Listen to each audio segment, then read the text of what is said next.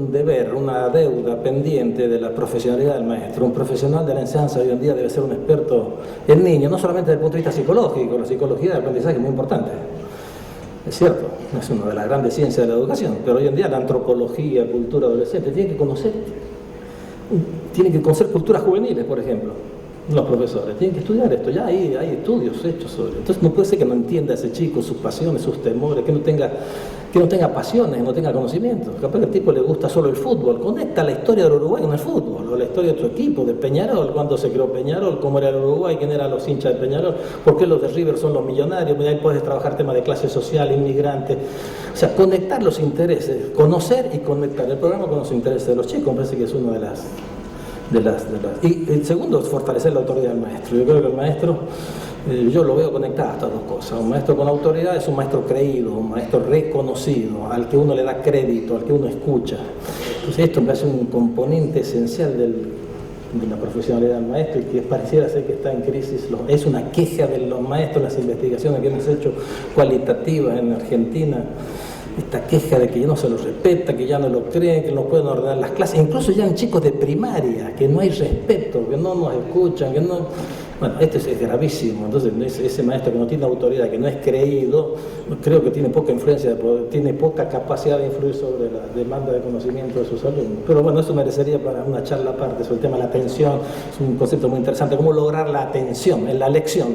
¿Cómo se hace para lograr la atención? La atención, que es un concepto muy interesante, mantener la atención supone un concepto de expectativa.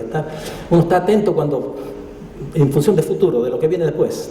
Bueno, pero hay, digamos, son problemas técnicos, psicosociales y pedagógicos que creo que tienen mucho desarrollo en la disciplina.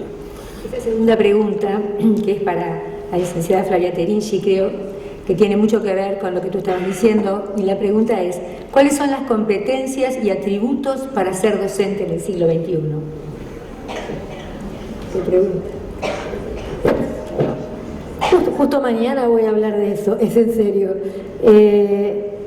porque hace un año me hicieron la misma pregunta para producir el documento base del Foro Latinoamericano que todos los años organiza la Fundación Santillana. Justo la pregunta era: ¿qué debe saber un docente y por qué? ¿No? Una manera de formular la misma pregunta. Y si bien mañana me voy a dedicar a ampliar la respuesta que voy a dar ahora, yo diría que nosotros ya sabemos bastante acerca de lo que debería saber un docente. Lo que no tenemos mucha idea es cómo estructurar procesos de formación que permitan que eso que sabemos suceda. Me parece que lo que tenemos es un problema, y en serio mañana me voy a dedicar a este tema con detalle, pero digo, me parece que tenemos un problema de una estructura de formación de los maestros y los profesores en la que trabajamos mucho pensando que el conocimiento declarativo, esto que está pasando ahora, por ejemplo, yo estoy diciendo algo y entonces eso ingresa en lo que sea que sean vuestras estructuras cognitivas como conocimiento declarativo, eso va a cambiar el modo de desarrollar una práctica, y creo que ahí tenemos un problema grande, ¿no? Si algo han hecho nuestros países en los últimos años es ocuparse de la formación docente, tratar de que los maestros se formen por más tiempo, se formen mejor, especificar, hacer especializaciones de acuerdo con dónde trabaja el maestro, dónde trabaja el profesor. Creo que el punto no es tanto cuál es el repertorio de saberes, de competencias que debería tener. Yo igual tengo un problema con el concepto de competencias, que lo podemos dejar para otro momento, pero bueno, cuáles son las competencias, los saberes, los conocimientos que debe tener. No tenemos tanto ese problema como el problema de cómo lograr procesos de formación que no queden simplemente en la transmisión y reproducción de conocimiento declarativo, del que el futuro docente o el docente en ejercicio se apropia, pero que no incide en la modificación de sus prácticas. Sobre esto tenemos un problema que me parece que es principal. Bien, voy a hacer una pregunta que está planteada para todos los panelistas, que les voy a pedir, disculpe que sean sintéticos, porque hay algunas muy concretas para ir después sobre la situación nuestra actual, simplemente por respetar la próxima mesa. Esta pregunta a todos dice: ¿creen ustedes que la formación docente actual contempla las exigencias y necesidades de este siglo XXI? Cada uno, un minuto. Algo ya dije, así que diría que hay dos problemas en un minuto. Uno es el que acabo de decir y el otro es el problema de lo que podríamos llamar la carrera docente. La carrera docente en términos de una suerte de dislocación que todavía existe o una insuficiente coordinación entre la larga trayectoria laboral que probablemente un docente va a tener, porque a despecho de que quizás no quieran permanecer en el aula, como señalaba Emilio, la gran mayoría permanece en el aula, esa es la realidad de la mayoría de los maestros y profesores. En esas largas carreras profesionales nosotros no tenemos una estructura de carrera justamente que acompañe ese desempeño con procesos formativos que sean muy pertinentes para las demandas de actividad y para las demandas de resolución de problemas que los maestros y profesores tienen. Puede ser curioso esto porque estamos en un periodo de hipertrofia de la formación, pero esa hipertrofia de la formación que está todavía dislocada respecto a las carreras profesionales. Bien, licenciado, ¿cree usted que la formación docente? Sí, una sola observación, porque es un tema muy complicado, no soy experto en esto, pero es un tema que me preocupa luego de una investigación, una encuesta que hicimos en Argentina en el año, ya ni me acuerdo cuándo, 2010, creo, no, antes. Una muestra de estudiantes nacional, una muestra de estudiantes de magisterio, 2009, sí, con el INFOT, que es el Instituto Nacional de Formación Docente, que nos contrató ahí en el IPE, y a profesores. Hicimos una muestra de estudiantes y profesores. Siempre las preguntas obvias, por qué elegiste, la atención, la vocación, en fin, un montón de cuestiones. Ahí discutiendo en el equipo, apareció un problema, y me parece que también es una de las particularidades. Este es un oficio que se aprende de una manera muy particular, distinto a los otros oficios. Y creo que esta particularidad que a veces se dice en los discursos, están los libros, no se toma muy en cuenta cuando se diseñan los programas de formación. Es mi hipótesis, ¿no? ¿Cuál es la particularidad? Por ejemplo, un chico que estudia medicina, la mayoría de los chicos jóvenes son sanos hoy en día. El tipo va la primera vez que entra a un hospital en su vida es cuando tiene que ir a hacer una práctica en la facultad. No, la mayoría de los chicos son sanos, no han ido a los hospitales, o sea, han ido por ahí a visitar a algún amigo, un accidente, cuando digamos no es lo normal.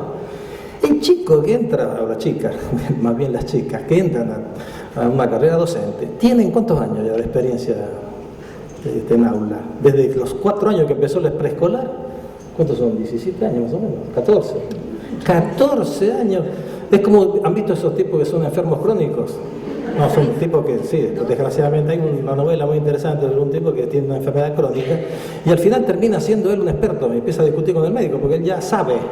Ha tenido tanto uso psicoanalizado de toda la vida que después son psicoanalistas los tipos, porque ahí aprenden, o sea, de ser paciente el tipo se apropia. Él que empezó a ser alumno de los 4 años, llega al instituto y tiene un capital de aprendizaje, de conocimiento tácito muy poderoso. Han visto que los chicos ya saben cómo enseñar a leer, escribir, ordenar la clase, retan, dan tarea, todos saben ya a usar hasta el cuerpo, la voz, cómo se da clase. O sea, y por eso digo, esto es un poderoso factor de conservación. Entonces, la impresión que nos daba cuando nosotros les preguntamos a los alumnos cuáles eran sus autores de referencia o las corrientes pedagógicas que aparecían todos los más modernos, bueno, los que aparecen como los progres, Vygotsky, Piaget y Freire, los primeros. Ahora, lo que hacen da la impresión que no tiene mucho que ver con las pedagogías inspiradas en estos personajes, ¿no? Entonces, ¿qué es lo que pasaba? Creo que una de estas particularidades es que este aprendizaje es muy fuerte y hay demasiada continuidad. Después la propia experiencia del instituto era una experiencia muy escolar, que seguía reproduciendo de la misma forma. O sea, se puede dar una hermosa clase tradicional, expositiva sobre la pedagogía no directiva. Por ejemplo, yo tengo amigas que son te dan una hermosa clase de pedagogía no directiva desde un trono acá. O sea, que está diciendo lo contrario a lo que está haciendo. Sucede mucho eso. Bueno, en todo caso yo lo hago y lo digo y soy consciente. Yo creo todavía en una figura de un maestro que enseña y que da clase. Pero esto te dice, no hay que dar clase, te hace una hermosa conferencia, una teoría del no directivismo, pero en el momento mismo que lo está diciendo, lo está haciendo de otra manera. Y esto no es tematizado. Si uno quiere romper con ciertas rutinas pedagógica, pero la pedagogía moderna es viejísima. Yo cada vez me sorprendo más. Yo leo los clásicos, sociólogos, ahora leí Simmel, que es un sociólogo, Simmel tiene un libro, es un sociólogo de 1915, y él cita a su vez de la comedia, los clásicos de la pedagogía. Y todo esto que vienen acá como pedagogía moderna es viejísima. Entonces la pregunta que tendríamos que hacernos, ¿por qué hay tanto desfase entre la teoría y los modos de hacer las cosas? Esos modos de hacer las cosas son orientados por un conocimiento práctico, aprendido en forma práctica, reproduciendo los estilos que los propios maestros ejercieron sobre nosotros. Esto debería ser tematizado en los que diseñan los programas de formación. Tenemos que producir una ruptura, no sé cómo llamarle, epistemológica, como decían en la década del 70, una ruptura epistemológica, tematizar esto, muchachos. Tenemos que hacer las cosas de otra manera. Ustedes ya saben mucho de pedagogía cuando llegaron acá, ahora es saber que ustedes tienen. Es legítimo, es pertinente, es el que se requiere, como dice la pregunta, esos son los que se requieren para resolver los desafíos de las expectativas de la sociedad del siglo XXI.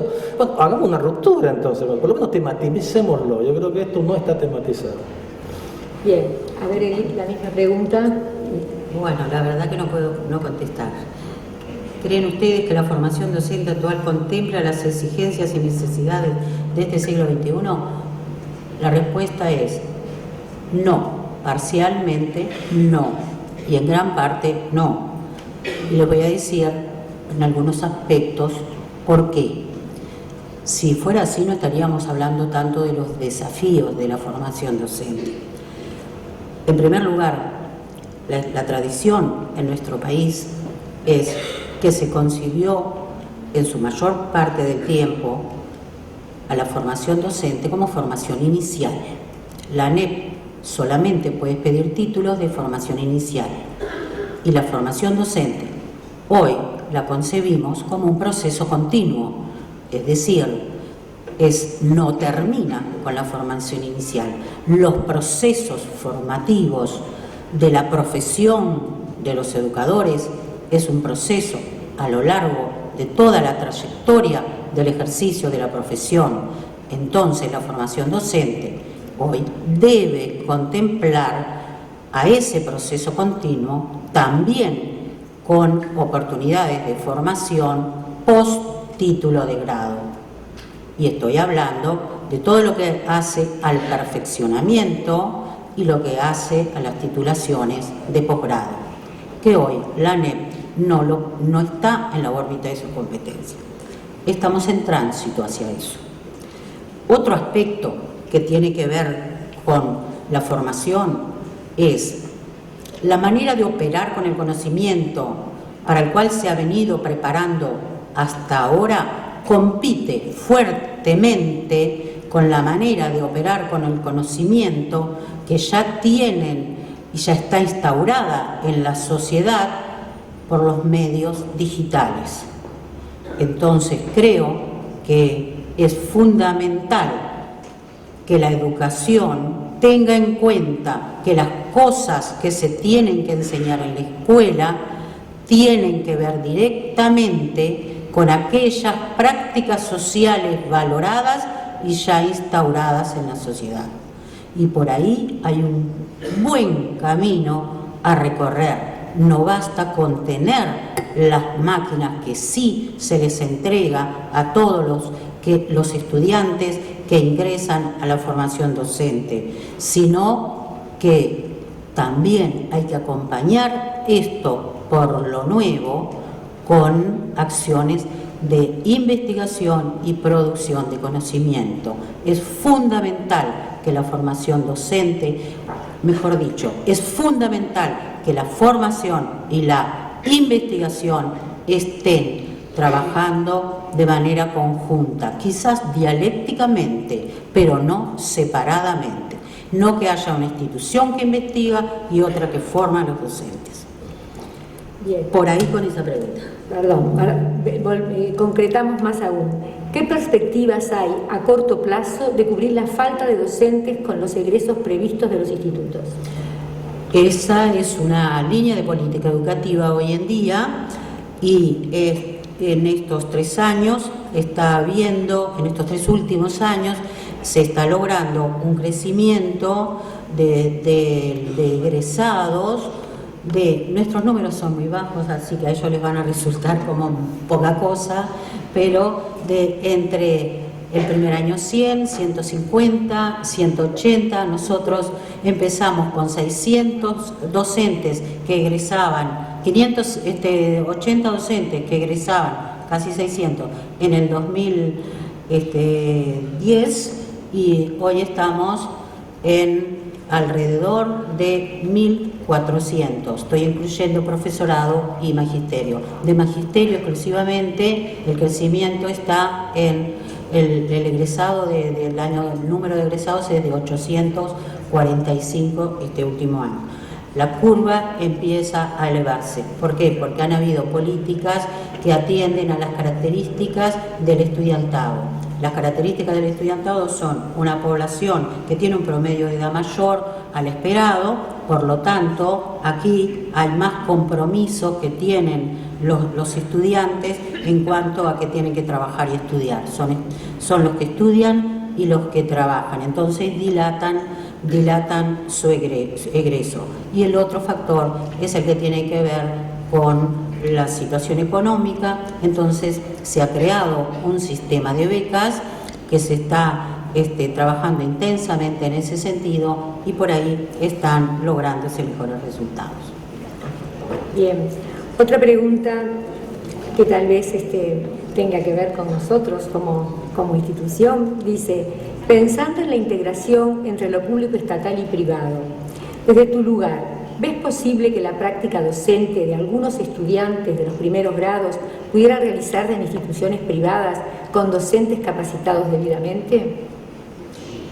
Sí, yo lo que les quiero decir de eso es, la Constitución es la que regula lo de la enseñanza pública y privada y eso es algo que este país tradicionalmente lo ha tenido y lo ha llevado con orgullo. El asunto no está entre lo estatal público y lo estatal privado. El asunto está en que hoy las instituciones privadas que forman a docentes están habilitadas. Habilitado quiere decir que tienen la obligación de cumplir el mismo programa oficial de lo público. Y en ese sentido, el plan de estudio establece que la práctica se haga en escuelas de práctica en segundo y tercer año y en escuelas de contexto crítico en cuarto año. Es el cumplimiento del plan el que ha estado llevando a esta situación. Yo quisiera dejar bien claro que no es esto de como una querella entre lo público y lo privado.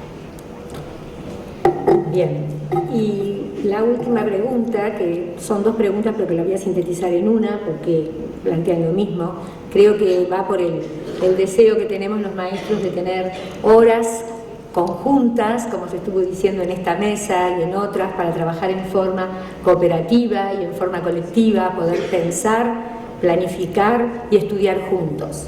Y la pregunta dice así, ¿cree usted que están dadas las condiciones para que en la jornada escolar, que son las horas remuneradas, los docentes puedan diseñar propuestas como verdaderos profesionales transformadores, tal como se fundamenta en el actual programa de educación inicial y primaria?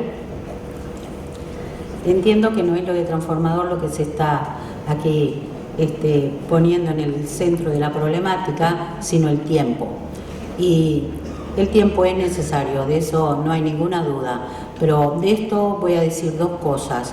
Sin duda que hay intención en ir progresivamente disponiendo de horas que no sean directamente con el trabajo con los niños. Pero lo que quiero decir es otra cosa, es que es muy importante también ir generando esta necesidad de los docentes como profesionales o esta toma de conciencia de lo que hoy planteaba y que también insistió mucho Flavia en esto, del trabajo colaborativo, es decir, el capital profesional se construye en el centro y el centro es un lugar por excelencia siempre que se trabaje con otros, se piense con otros y eso es altamente valioso. Si no está esa conciencia, el tiempo puede ser desperdiciado.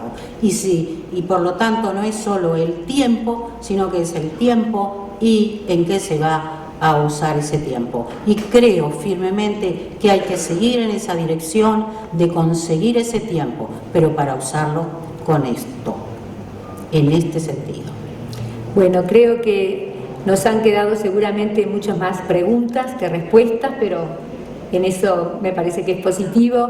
Disculpen que nos excedimos un poquito de tiempo, pero creo que el tema, el interés de todos nosotros y los invitados lo ameritaban.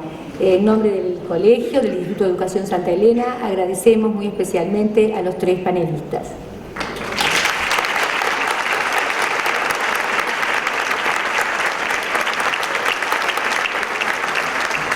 Sin lugar a dudas, agradecemos la participación de los conferencistas invitados y de la directora Carmen Dinardo.